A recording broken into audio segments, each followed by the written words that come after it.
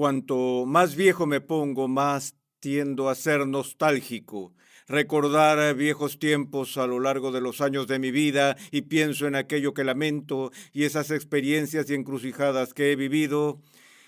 Y cada vez que hago memoria, la única cosa que salta a mi mente, por supuesto, es el evento más abrumadoramente significativo que cambió mi vida, más que cualquier otro evento decisivo en mi vida, es mi conversión a Cristo. Es decir, por supuesto que puso mi vida patas arriba y recuerdo que cuando sucedió, hablé con todas las personas que conocía, cada amigo que tenía y traté de guiarlos a Cristo, pero sin resultado. Y por supuesto, la crisis inmediata para mí fue que yo estaba comprometido y había estado cortejando a esta chica por 5 años y le escribí ya que ella iba a otra universidad diferente a la que yo estudiaba y le expliqué con gran detalle las circunstancias de mi conversión a Cristo y lo que eso significaría para nuestra relación y todo lo demás. Más tarde me enteré que ella pensaba que yo simplemente había perdido la cabeza por completo. Así que tuve muchas discusiones con ella durante muchos meses por teléfono y a través del correo y otros medios y no llegábamos a ninguna parte. Ella vino a visitar nuestro campus y participó de un estudio bíblico que teníamos en la universidad. Y la recogí un tanto atrasado al final de la tarde y había pasado toda la mañana de rodillas orando por ella y por esa ocasión. Y para mi gran deleite, esa mujer se convirtió a Cristo en esa reunión y me casé con ella. Pero recuerdo la respuesta de Vesta luego de su conversión. Al día siguiente pronunció estas palabras. Ella dijo: ahora sé quién es el Espíritu Santo. Y pensé que era una respuesta interesante y fascinante para uno que despierta a Cristo por primera vez. Y he reflexionado sobre ello más y más a lo largo de los años, porque ella había crecido en el entorno de la iglesia y había oído hablar del Espíritu Santo. Ella había escuchado la bendición trinitaria en el nombre del Padre y del Hijo y del Espíritu Santo, pero no tenía un entendimiento personal del Espíritu Santo. Pero lo que me gustaría retomar ahora mismo, al presentar este próximo segmento de nuestro estudio, un panorama general de la teología en el área de lo que llamamos neumatología o el estudio de la persona y la obra del Espíritu Santo o del Espíritu de Dios, es que Vesta dijo en esa experiencia de despertar, ella dijo: ahora sé quién es el Espíritu Santo. Y creo que es significativo que ella no dijo: ahora sé qué es el Espíritu Santo, porque si hay un concepto erróneo que abunda en la percepción del mundo del cristianismo, es que tenemos esta postura de algún tipo de Espíritu Santo que es una fuerza impersonal o simplemente un poder activo de Dios y que no debe ser entendido como una persona verdadera, quien es un miembro personal de la Trinidad divina. Una vez más, si ustedes fueran a la enseñanza del Nuevo Testamento, observarían la forma en que Jesús habla del Espíritu Santo, observarían la manera en que los apóstoles escriben sobre el Espíritu Santo, donde el Espíritu Santo se conoce como Él, y Él hace las cosas, tiene voluntad, conocimiento, afectos. Todas las cosas que componen a la persona se le atribuyen a Dios, el Espíritu Santo, en la Escritura.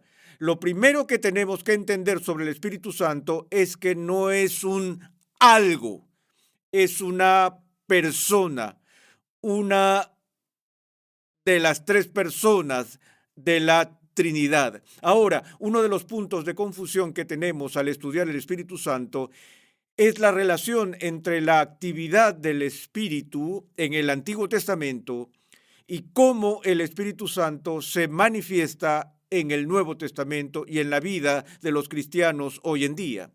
Así que quiero dedicar un tiempo para ver un corto panorama general de la obra del Espíritu Santo en el Antiguo Testamento, como preparación para una comprensión más completa del Espíritu tal como se nos revela en el Nuevo Testamento. Pero regresemos al inicio, porque es en el inicio donde encontramos en primer lugar una referencia en la Escritura a Dios el Espíritu Santo. Estoy seguro de que la mayoría de ustedes saben dónde está exactamente. Está en la página 1.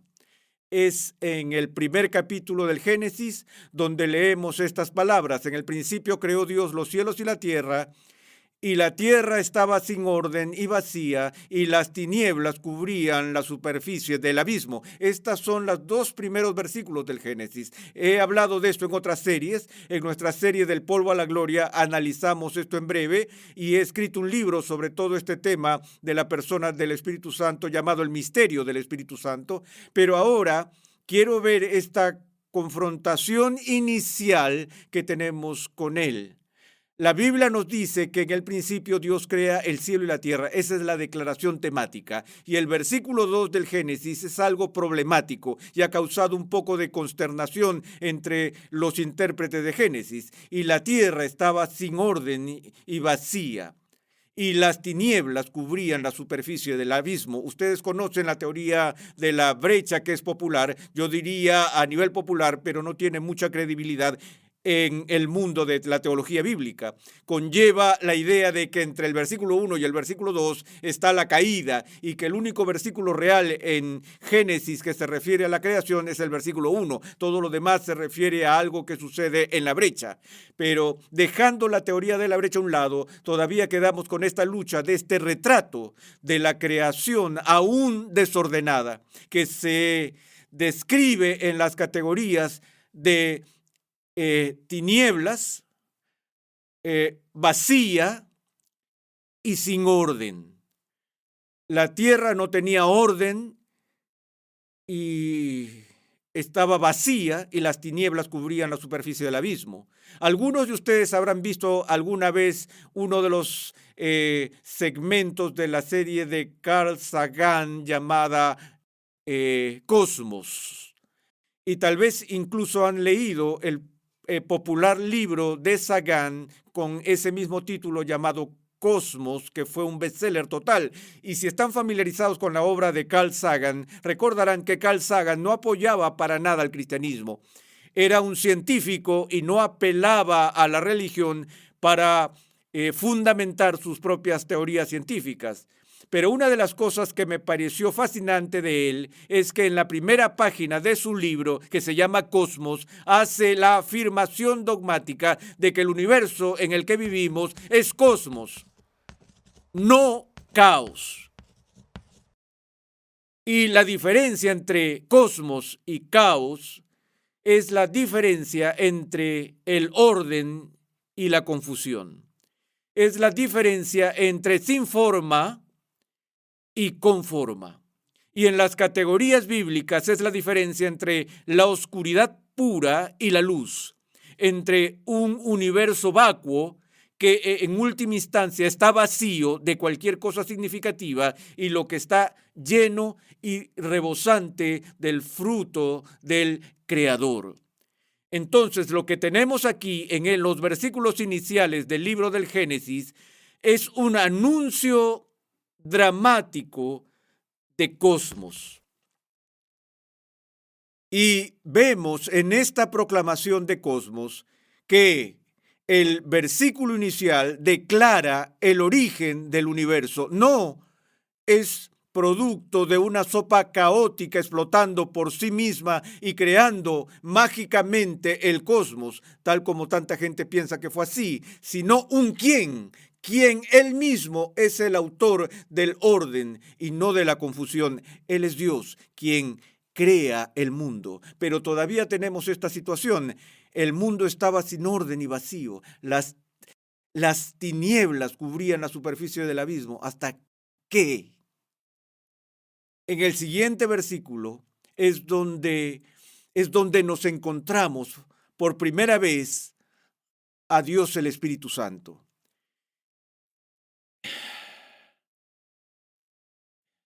Y el Espíritu de Dios se movía sobre la superficie de las aguas. Ahora, otra idea para mover que encontramos en el Nuevo Testamento es el concepto de cubrir o empollar. Es la misma idea que se comunica cuando Dios envía al ángel Gabriel a visitar a esta mujer del campo en Nazaret y le dice que está a punto de convertirse en madre. Y ella dice, ¿cómo será esto puesto que soy virgen? Y el ángel le dice a María, así es como será. El Espíritu Santo vendrá sobre ti y el poder del Altísimo te cubrirá. Por eso el santo niño que nacerá será llamado Hijo de Dios. Y ese verbo que se menciona sobre el Espíritu Santo que viene sobre ella es el mismo concepto que se utiliza aquí del poder creativo generador del Espíritu de Dios. Que Dios, el Espíritu Santo, entra en esta situación de tinieblas, de falta de orden, de vacío, y lo cubre o abraza. Así como una gallina empolla sobre sus polluelos con el fin de traer vida de su gestación, por lo que el Espíritu produce orden y sustancia y luz. Y Dios dice, sea la luz. Y hubo luz, y las luces se encendieron. Pero de nuevo, vemos que el Espíritu Santo, como dice el Nuevo Testamento, no es el autor de la confusión. No genera caos. Y eso es algo que necesitamos entender, que el Espíritu de Dios es un espíritu que saca orden del desorden, que saca algo de la nada, que trae luz de las tinieblas. Ahora, ¿cómo opera entonces en el Antiguo Testamento? Lo primero, por supuesto, que recuerdo de mi primera lectura de la Biblia, justo después de mi conversión, fue que me abrumaron un par de cosas. Estaba agobiado en mi primera lectura inicial, así como cuando lees una novela, de lo aterrador de Dios. Escucho a la gente decirme todo el tiempo que no les gusta el Dios del Antiguo Testamento. Creen que es terrible, feroz y malo. Pero ¿saben qué? Lo leí como una persona convertida y leía sobre estas manifestaciones de la justicia de Dios, de la ira de Dios. Nunca realmente me molestó, porque eran tan intensamente consciente de mi propia pecaminosidad que podía entender que era perfectamente apropiado para este Dios, que era totalmente santo, responder al pecado de la manera en que lo hizo en el Antiguo Testamento. No tenía ninguna queja con eso, porque lo primero que me vino a la mente al leer la Biblia fue la santidad de Dios, la abrumadora majestad de Dios, al Padre. Me golpeó en la cabeza y nunca lo he superado, como mucha gente se da cuenta. Pero la segunda cosa que me golpeó a través de la lectura del Antiguo Testamento fue esta idea del poder, el poder de Dios, el poder abrumador de Dios. Y cuando tenemos terremotos o si tenemos tornados o erupciones volcánicas como el monte St. Helens o el tornado que arrasó las llanuras de los estados de Oklahoma y Kansas, donde se informó que la nube de embudo era de 1,5 kilómetros de ancho y se podía ver la devastación que quedó a su paso, uno queda abrumado por el poder de la naturaleza. Pero esas cosas no son nada comparadas con el poder trascendente del Señor de toda la naturaleza, que va más allá de cualquier cosa que sucede en este planeta, pero en todo el alcance cósmico de las cosas tiene el poder de crear un universo. Y ven que este poder se manifiesta en el Antiguo Testamento, principalmente en términos del Espíritu Santo, quien es llamado en griego, por cierto, el dunamis de Dios. Y la palabra dunamis se traduce como poder. Es el espíritu de poder. Y se puede suponer, creo, cuál es la palabra en español que viene de la palabra griega dunamis.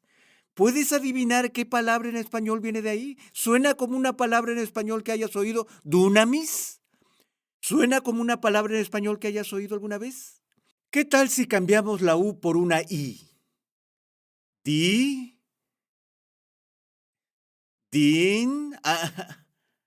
Ayúdame. ¿Qué es poderoso y explota si lo enciendes?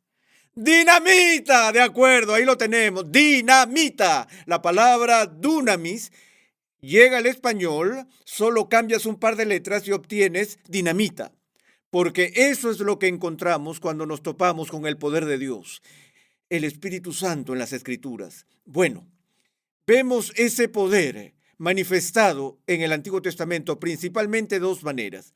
Una que ya hemos indicado, el poder de la creación. Y la segunda está en el poder de la redención, donde es el Espíritu Santo quien está impulsando activamente el proceso redentor en el Antiguo Testamento. Ahora, ya hemos visto el triple oficio de Cristo como profeta, sacerdote y rey. Y dije que esos tres oficios en el Antiguo Testamento, el oficio de profeta, el oficio de sacerdote y el oficio de rey, eran todos oficios de mediadores. Ahora, voy a decir algo más sobre esos oficios. Todos eran oficios carismáticos. Todos eran oficios carismáticos. ¿Qué quiero decir con eso? Y no eran los únicos oficios carismáticos, el profeta, el sacerdote y el rey, sino que también había durante un periodo de tiempo especial en Israel, antes de que los reyes fueran ungidos, había otros líderes carismáticos que fueron llamados jueces. Ahora bien, decir que eran carismáticos no significa que pertenecían a una iglesia pentecostal. Ese no era el punto. El punto proviene del significado del término en griego carisma, que tiene que ver con el concepto de don. Aquellos que eran singularmente dotados fueron ungidos por el Espíritu Santo. Sansón, el Espíritu de Dios vino sobre él y tuvo el poder de hacer las grandes hazañas que hizo a través de él, no a través de su habilidad natural conocida, sino porque fue ungido o dotado de forma carismática por Dios. También fue así con Gedeón y los profetas cuando el Espíritu Santo vino sobre ellos. El Espíritu Santo les dio poder para su ministerio. El Espíritu Santo ungió a los sacerdotes para el ministerio. El Espíritu Santo estaba ungiendo al rey para llevar a cabo su obra de reinado.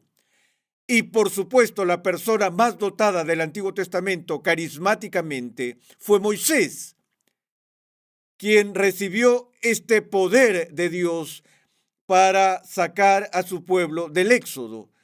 Ahora, para ilustrar el tipo de poder que estaba trabajando redentoramente en el Antiguo Testamento, vemos que durante el ministerio de Moisés, su suegro, Jetro, observó a Moisés en todas las cosas que estaba haciendo, que Moisés obviamente estaba un poco complacido consigo mismo y orgulloso de sus logros, y le explicó a Jetro lo siguiente: sabes que juzgo todas las disputas entre el pueblo, les doy la ley, intercedo ante Dios, hago esto, los guío a través del éxodo, bla, bla, bla, bla, bla, bla.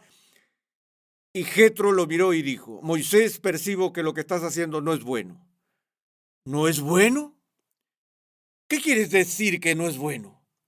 Que es demasiado para un hombre dirigir a estos cientos de miles de personas. Necesitas organizar esta nueva nación que formaste para dividirla en grupos más pequeños. Y bajo la inspiración de Dios, el Espíritu Santo le dice a Moisés que haga eso. Y así se le instruye a Moisés que separe para sí a 70 hombres que él sabe que serán los ancianos del pueblo.